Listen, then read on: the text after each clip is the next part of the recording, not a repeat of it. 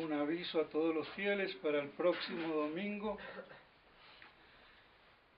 Dada la ausencia del padre Altamira, que viaja fuera del país, el domingo próximo se dirá a las 10 de la mañana, allá donde él celebra normalmente la Santa Misa, ya que el sitio es más grande y cabríamos prácticamente los dos grupos, nada más por el domingo próximo.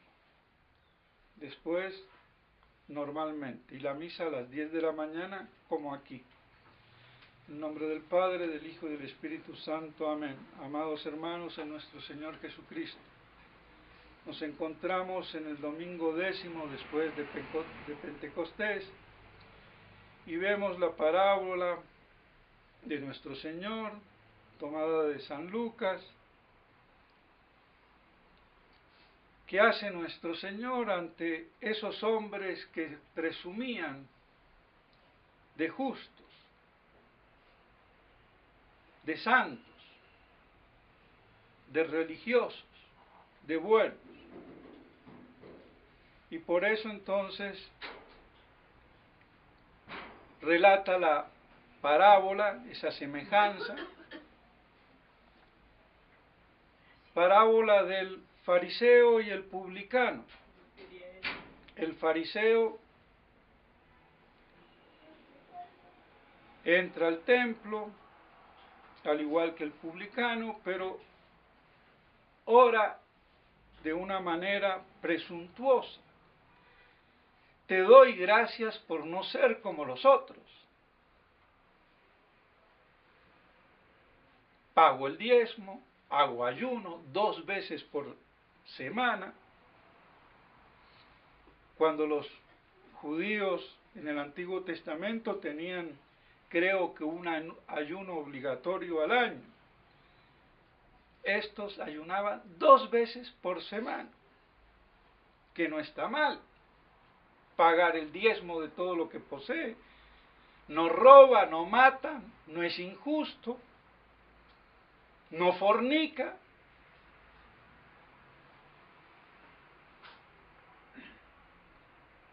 Mejor no se podía pedir aparentemente. El publicano todo lo contrario, no osaba ni levantar la vista al cielo. Dios mío, apiádate de mí, soy un pecador. Publicano eran los que tenían a subasta el recaudo de los impuestos para Roma y cobraban como podían, es decir, con todos los medios lícitos y ilícitos para cobrarse. Entonces eran odiados, era como decir un traidor, un vendepatria, o como los gobiernos actuales con los impuestos, rateros de primera, hay que decirlo. Los impuestos de hoy en día es un robo estatal, porque no es algo ordenado ni al bien común y es ya una expropiación, no hay nada que hacer. Legalmente, políticamente correcto. Y unas ratas, hay que decirlo.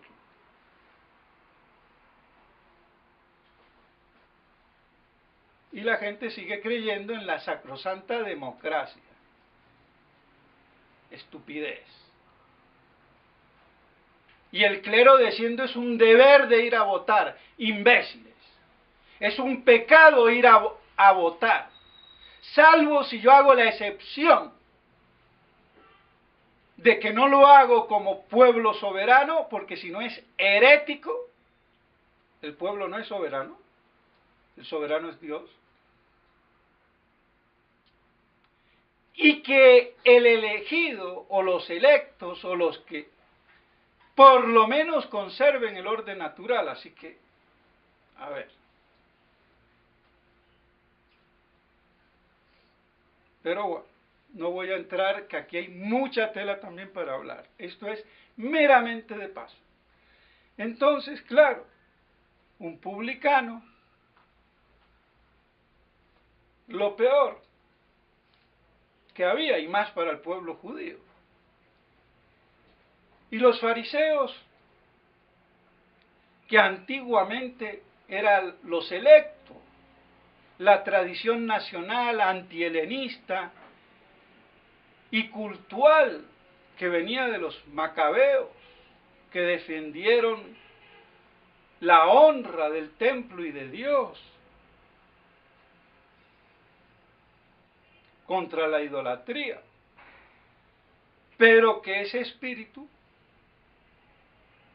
se fue corrompiendo. Ese espíritu propiamente religioso y el celo por las cosas de Dios se fue corrompiendo. Y el fariseísmo así se cristalizó en la corrupción del pueblo de Israel, en la corrupción de la cábala primitiva, que era buena, recibida por Adán, corrompida con Caín y toda la suite, y más corrompida cuando los judíos entran en acción con su fariseísmo, teniendo así hoy en día la cábala una connotación gnóstica judaica, propiamente dicha, porque hay otras gnosis que no son judaicas, paganas, pero la gnosis de la gnosis es la judaica, porque corrompen la revelación de una manera mucho más sutil que todo el resto, y de ahí la impronta judaica de la cábala y el espíritu del Talmud. Entonces el fariseísmo es la corrupción del Antiguo Testamento, es la corrupción del pueblo elegido, es la corrupción de la ley de Moisés. Y esto con el prurito de santidad, de justicia, ayuno, pago los diezmos, o sea, hago limosna, no fornico, no soy injusto, no robo, no mato. Excelente, pero no soy como los demás, yo soy especial. No soy como este publicano. La soberbia religiosa. Dice el padre Castellani que toda la vida de nuestro Señor fue luchar contra el fariseísmo, porque corrompieron la religión, corrompieron el amor de Dios, y lo peor, como si fueran religiosos y defensores. Se apegaban a la letra, pero sin el espíritu que vivifica, sin la verdad. Y así se creían muy santos. Y no solamente exteriorizaron la religión por los actos y buenas obras religiosas, o aparentemente religiosas, sino que corrompieron la esencia. En definitiva, se endiosaron, se creían dioses. Soy santo. Y si yo soy santo, todo lo que toco lo santifico.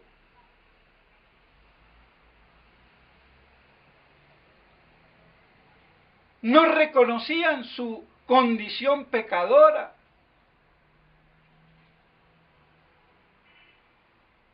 Les faltaba la profunda humildad,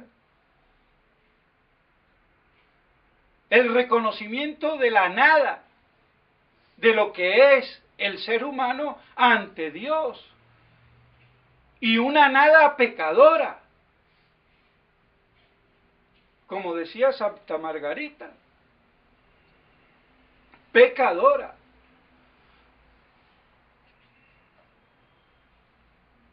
Proclive al mal.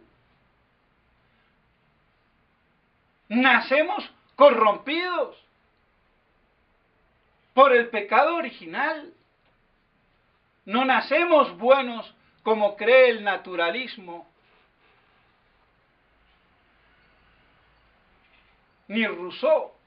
El hombre nace bueno y la sociedad lo corrompe. El hombre nace malo, no por creación, sino por la desgracia del pecado original. Y esa tendencia siempre al mal, que Dios la deja para que se ejercite entonces con la gracia divina en la virtud. Y por eso la triple concupiscencia. Ah, es que yo soy buenito. No. No somos buenos. Porque nos dan la oportunidad y vean qué hacemos.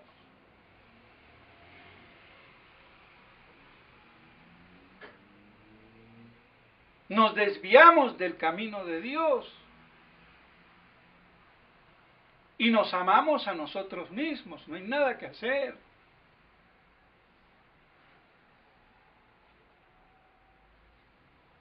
Y aún portándose uno bien, siempre está ese abismo de caer. ¿Por qué? Porque siempre está latiendo esa deficiencia que quedó y con la que tenemos que luchar hasta que muramos. Es toda la vida de la santificación con la gracia y ayuda de Dios.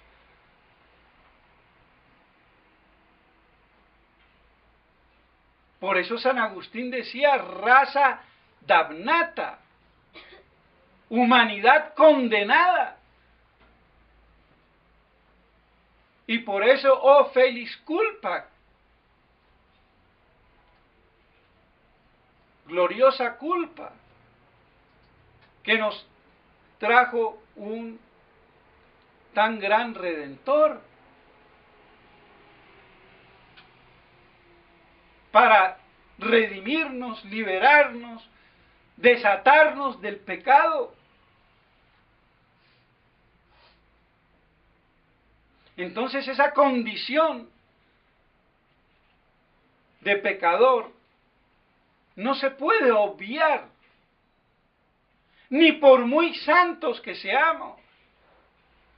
Por esos grandes santos que se dicen como algunos, como Santa Teresita del Niño Jesús, que nunca pecó mortalmente, y si sin embargo se consideraba peor que una Magdalena o una María Egipciaca. ¿Y cómo? Porque se daba cuenta que si no tenía la gracia de Dios sería peor que cualquier vagabunda de la calle, así de claro.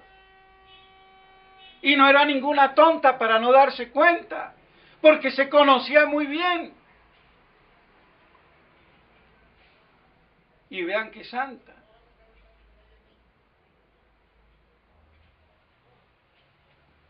Por eso entre santa y santo, muro de cal y canto. Y no, que no pasa nada. Sí, sí pasa. Y si no pasa, va a pasar. Así que, cuidado.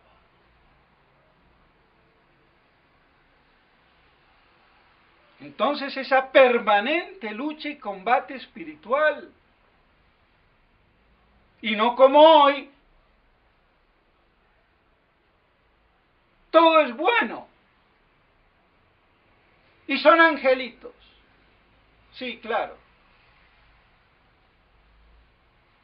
¿Y qué pasa? Anulada la noción del pecado, o lo que yo considere y crea pecado. Porque si yo creo que ser homosexual o lesbiana no es pecado, pues ¿qué problema hay?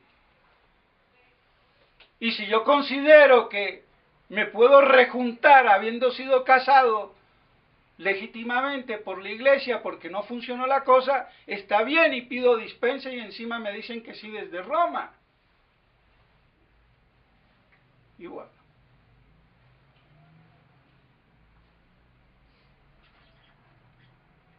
Entonces, el fariseo no reconocía eso.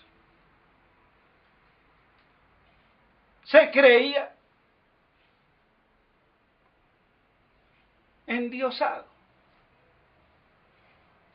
Todo lo contrario del pobre publicano. Por eso sale justificado y el otro no. Es más, sale con otro pecado mortal más grande. Y eso que fue a alabar a Dios en el templo, ojo, no fue a un prostíbulo. Fue a orar y vean cómo sale. Salió peor de lo que entró. Pecado de soberbia. Y como dice el padre Castellani, la soberbia religiosa al fariseísmo. Él dice que la soberbia del poder es la ambición y la soberbia del talento el engreído. Bueno, y así la soberbia de lo religioso el fariseísmo. Entonces quede claro, esa soberbia religiosa que es el judaísmo, que corrompió al pueblo judío, que corrompió la ley de Moisés, que corrompió el amor de Dios, que corrompió todo el Antiguo Testamento. Eso es el judaísmo. El judaísmo no es la ley de Moisés, es la ley de Moisés corrompida por el fariseísmo. Y por eso es un pecado contra el Espíritu Santo. Porque corrompe lo más sagrado. Y corrompe lo que me salva. La religión, la gracia, el amor divino, el culto. Y queda una exterioridad, si es que queda. Y eso nos debe de servir. Porque toda corrupción de lo religioso es fariseísmo. Y hoy hay tanto o más fariseísmo que antaño. Lo que sí hay que distinguir,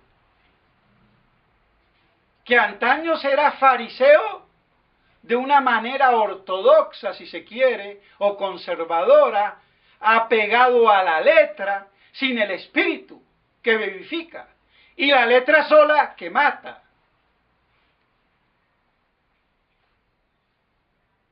En cambio hoy no.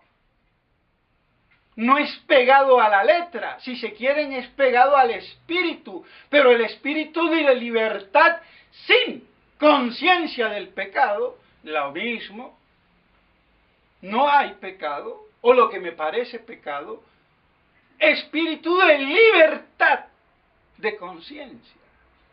Pero igualmente fariseo porque corrompo la religión. Y por eso todos estos modernistas que gobiernan usurpando el poder divino de Dios en la iglesia, son fariseos. no apegados a la letra, pero sí al espíritu de libertad.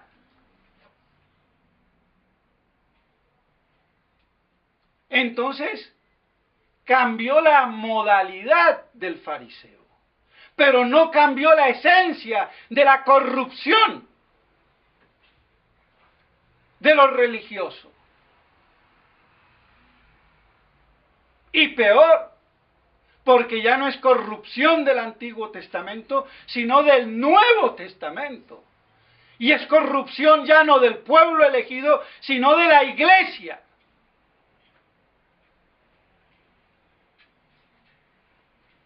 Y es corrupción de la misa, y de los sacramentos, y del sacerdocio. Es la corrupción total. Pero claro, cuidado, yo soy papa infalible. Yo soy arzobispo de Bogotá. Yo soy cura de Chinchinchirá. Jerarquía sin esencia.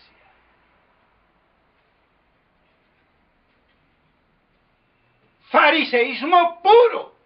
Pero claro, ¿quién soy yo para juzgar? Sí, tú no eres nadie para juzgar a los maricones como tú de pronto, pero sí me vas a juzgar a mí.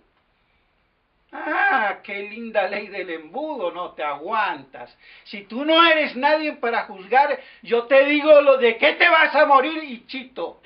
Amén. ¿Ok?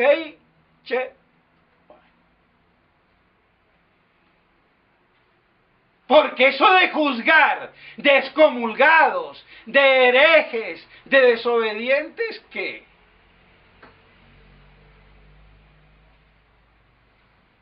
Esto no es la ley del embudo.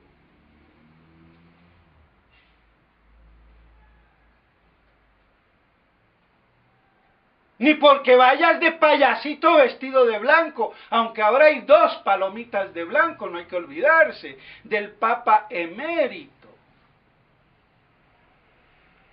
Sí, emérito del infierno.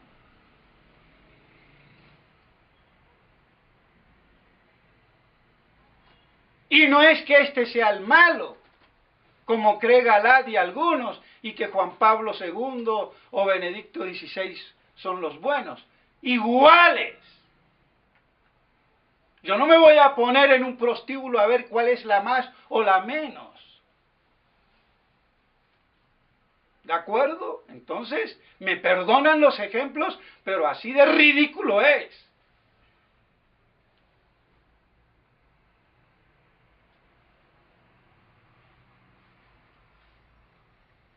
Cortados todos por la misma tijera. Porque no están identificados en la verdad. Y aparentan, sí. Claro. Poder y jerarquía y de Dios divina, con infalibilidad automática, para colmo. Puro fariseísmo.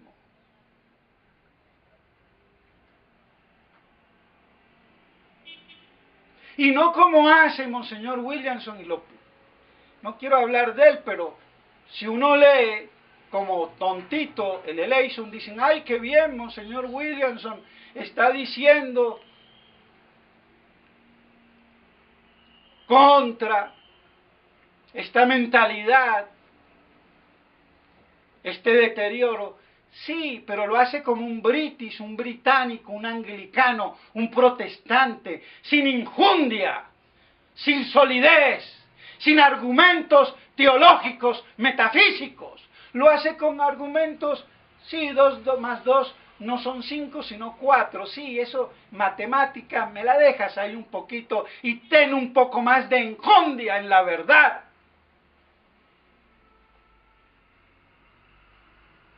Y deja de estar espantando moscas con espantapájaros.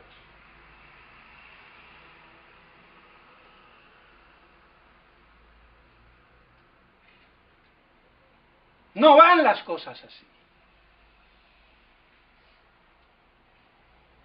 Hay que dar razones teológicas. No basta hablar de Lutero. Hay que hablar del liberalismo, del naturalismo, del modernismo y de la corrupción de la verdad y del fariseísmo dentro de la iglesia.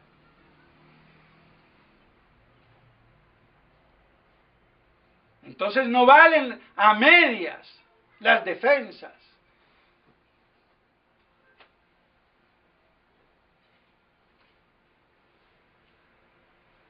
Lamento. Pero lo digo porque si acaso hay alguno que lo lea, no se deje engañar. Las cosas como son.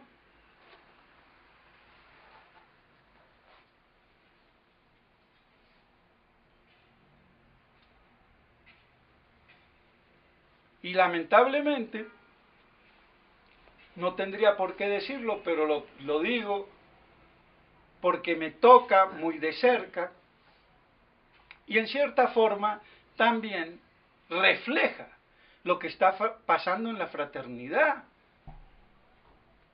Mañana, fiesta del gran Matamoros, Santiago Apóstol,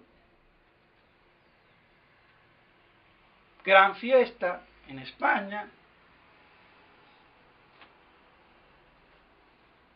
Se va a bendecir inaugurando el adefesio de iglesia o de capilla que hicieron en Madrid. Y yo lo puedo decir con conocimiento de causa, porque cuando yo estaba se hicieron unos planos, por lo menos para hacer algo decente. Y creo que yo puedo hablar de cómo se construyen capillas, porque aquí en Colombia hay dos. Y creo que no son de las más ordinarias ni feas que hayan podido hacer en todo el mundo los tradicionalistas. Así de claro, y no por orgullo.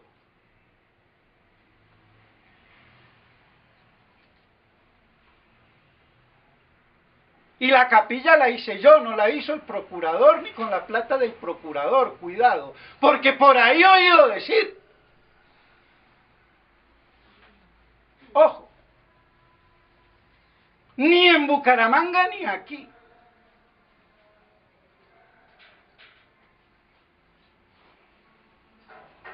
Y al que le guste, y al que no, me importa un comino.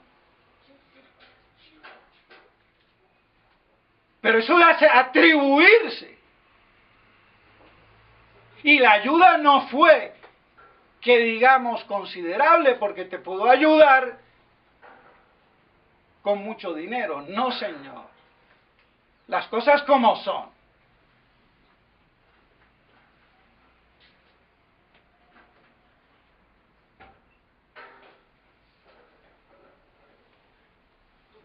Porque si vamos a hablar en millones de la época, de la ayuda que dieron los fieles, que me acuerdo, en total en Bucaramanga fueron 30 millones.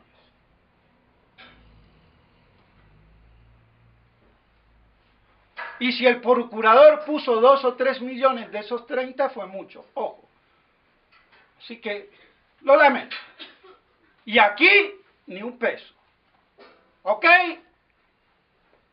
Es más, los fieles en Bogotá no dieron ni un peso para construir esa capilla. Me las tuve que ingeniar por otro lado. Tampoco lo hice con dinero personal porque no tengo. Aunque puedo ser considerado de familia rica, pero las familias ricas o con famas de apellidos ricos, no todos son ricos. Hay gente pobre y muy pobre, que es muy distinto. Y hay mucha gente que pudo tener dinero y en la segunda generación se acabó por desgracias, calamidades o lo que fuera. Quede claro. La gran parte la dio la fraternidad. hay que decirlo, que son los fieles. En general, por lo menos los grandes donadores en Europa o donde fuera. Bueno, que ahora hacen mal uso de eso, porque han hecho un adefesio en Madrid,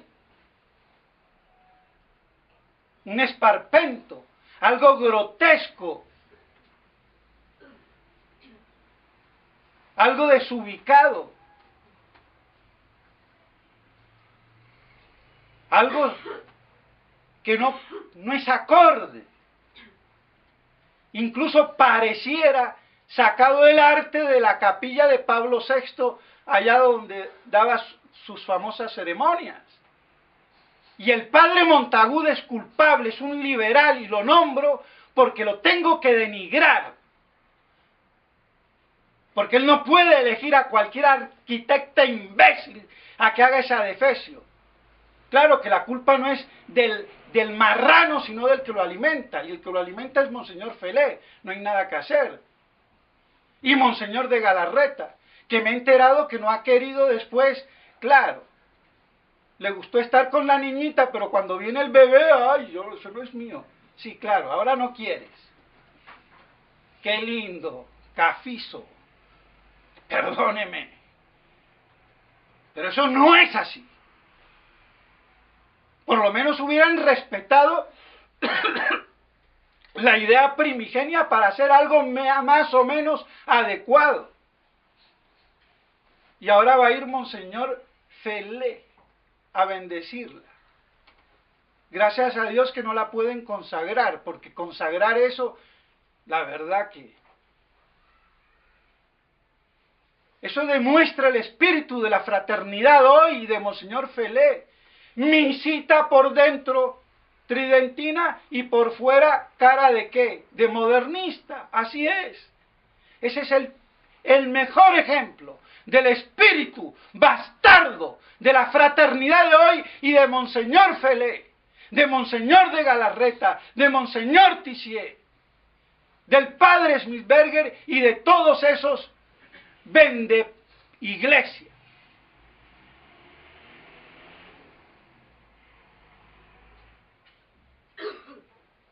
Porque un templo tiene que ser de acorde. Otra cosa es que uno como aquí se ve arrinconado a las catacumbas y dice la misa como puede, bueno, como en tiempo de guerra, pero pudiendo hacer algo digno, sobrio y hermoso para alabar a Dios, yo hago una cosa que parece un templo, el peor que pueda haber del arte moderno. Da vergüenza. Y me duele porque yo fui superior en Madrid, en España, durante 6 largos años. Tan es así que tengo nacionalidad española.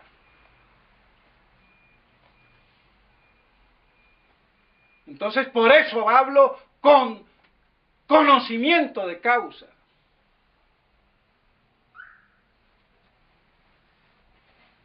Por eso el padre Montagut me da asco. Y los imbéciles que le han secundado eso.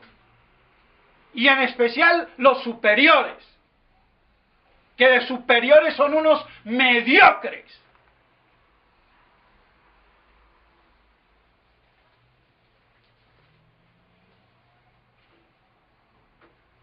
¿Qué se va a hacer? Pero bueno, de todos modos, mis estimados hermanos, fariseísmo, corrupción de la religión, de la fe, corrupción de la obra de Monseñor Lefebvre, corrupción de la fraternidad, o hermandad, como se dice en España, para que no suene a masónico, como las fraternidades masónicas. Todavía queda el sentido, nada más el sentido, porque de hecho, vean ustedes, que pasa en lo que fue la gloriosa España. Pero bueno, ¿qué se va a hacer de esa España que fue luz de Trento, martillo de herejes?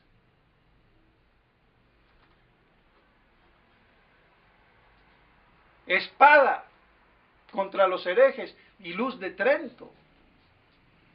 Que hay una frase que no me acuerdo muy bien, pero para mostrar esas glorias de esa España que se forjó por la presencia de Nuestra Señora en el Pilar, a orillas del Ebro, y la defensa de Santiago, que allí están sus restos.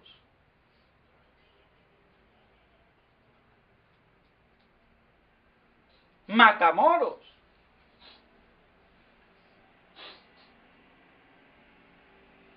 De ahí el espíritu conquistador y evangelizador de España, hoy completamente desaparecido, bueno, e invadida de musulmanes, como toda Europa, que fue otrora cristiana. Bueno, entonces vemos cómo a veces con las obras se refleja el espíritu. No hay nada que hacer. Yo tendría vergüenza de ir a bendecir eso. Es que si fuera superior, ningún sacerdote me va a salir con esa defecio. Es que lo decapito. Además, todo está controlado. Si las cosas pasan es porque se quiere. Eso no hay nada que hacer. No justifiquemos siempre a la cabeza podrida. Es muy fácil desquitarse con el policía de la calle o con el basurero, con el bombero. Hay que ir a la jerarquía que está arriba.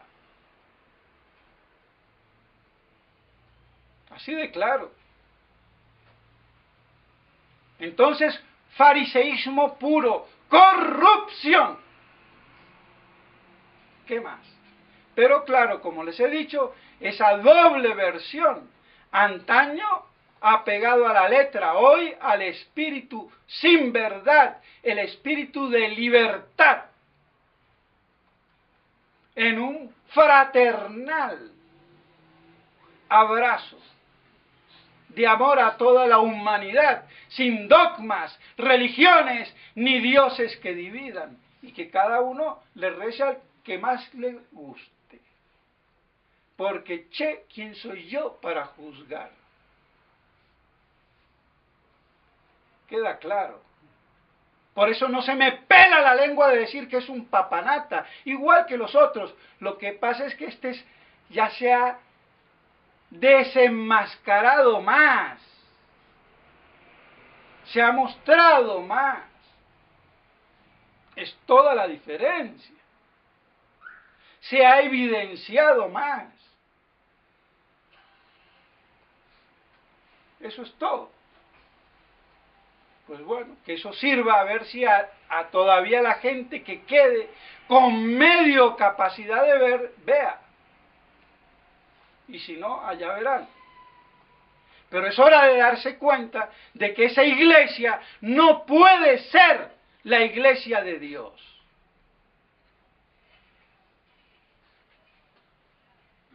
Así de claro. Entonces, ¿dónde está la iglesia de Dios? Reducida a un pequeño rebaño fiel, disperso por el mundo. Y lo demás que vemos, iglesia, sinagoga de Satanás, contraiglesia del anticristo. Punto. El que lo vea, lo ve, y el que no, allá él. Y si yo veo eso, no hay acuerdos. No tengo que ir corriendo, ni caminando, ni en avión. La única manera digna de ir es en misil, para reventarles en la cúpula de la cabeza esa abominación que han instalado en lugar santo. Punto, no más. Pues bien, mis estimados hermanos, entonces que aquellos fieles del pequeño rebaño, sin enorgullecerse, sin creerse más que los demás, conservar la fe, por obra y gracia y misericordia divina, y identificados en la verdad, pero en la verdad sin celos amargos, y dándole a la gente la posibilidad de cambiar. Vean al padre Altamira, para poner un ejemplo aquí en Bogotá.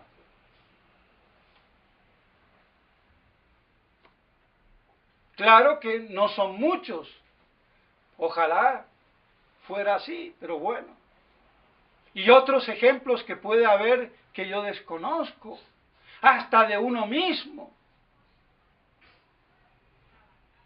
Por eso dice nuestro Señor, no hay que apagar la mecha que humea, no hay que cortar la cizaña hasta haber bien identificado el trigo, porque por cortar la cizaña, corte trigo. Entonces que eso nos sirva a nosotros, porque puede haber mucho orgullo también, y lo ha habido en la fraternidad, y lo sigue habiendo.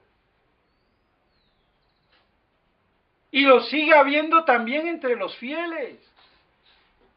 Que una mujer porque vaya con su velo y su falda larga no desprecie a la otra desgraciada que va mostrando más de lo que tiene.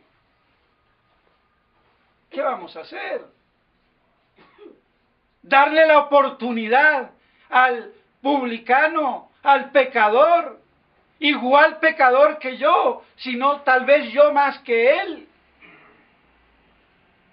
Porque si aún no pecamos, como pasaba con Santa Teresita,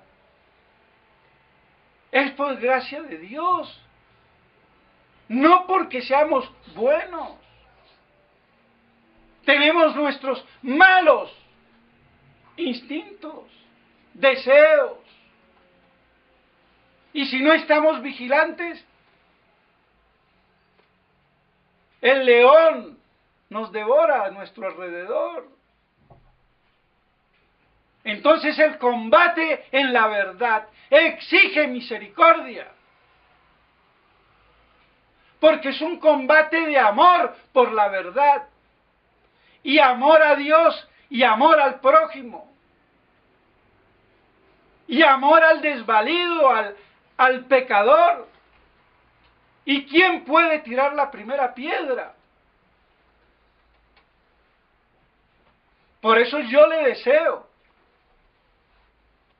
tanto a Monseñor Felé y compañía, a Monseñor Williamson y compañía, al Padre René, al Padre Ortiz y a todos aquellos contra los que despotrico y despotricaré en honor a la verdad. Pero también con ese deseo que cambien, que nos aunamos para defender la verdad, sin odios, y así se ame al enemigo.